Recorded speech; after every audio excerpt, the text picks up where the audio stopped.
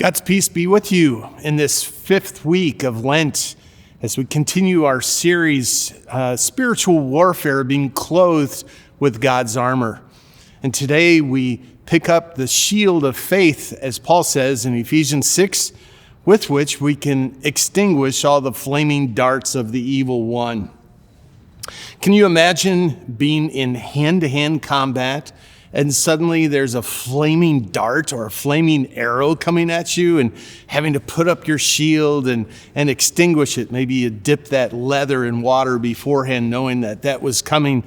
But just flaming arrows all around, it gives us this intensity, this picture of what this spiritual warfare looks like. So Paul calls the shield faith. Well, what is that faith? In order to explain that, I'm going to get a little Latin on you for a moment. Is it fides qua creditor or fides quae creditor? What does that mean?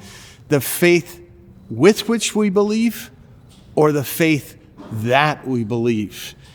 Meaning the body of doctrine, the teaching of the faith.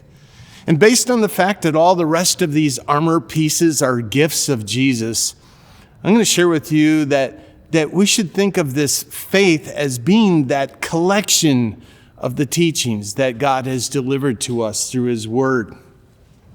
The teachings of the Scripture are enormous. It goes all the way from creation to sin to redemption to Jesus' return to the gifts of God's Spirit, many, many different teachings of the faith. We don't study theology in order to prove how smart we are or how wise we are, but we study theology so that we can always be discerning and compare what it is that we're hearing with what we know is the truth, that faith that we believe that God has handed down to us. Yes, we have to be discerning all of the time. And that's really what this shield of faith is. It's the ability for us to practice discernment in our life, to be analyzing, is this true or is this false? Because everything that is false will be coming from the devil, and everything coming from the devil is always about trying to distract us from Jesus, take our eyes off of Him, and to put it back upon ourselves and what we can do.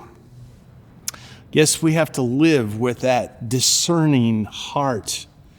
You know, Jesus spent 3 years with His disciples, 3 years of daily seminary education with those disciples. And a big part of that was to teach them the faith and then to show how that would be lived out in their daily experience. It is important to be rooted and embedded in that faith, in the teachings of what we believe. Because the battle for our souls is real. Satan is always throwing those flaming darts at our hearts, looking to yank us away from faith in Jesus Christ.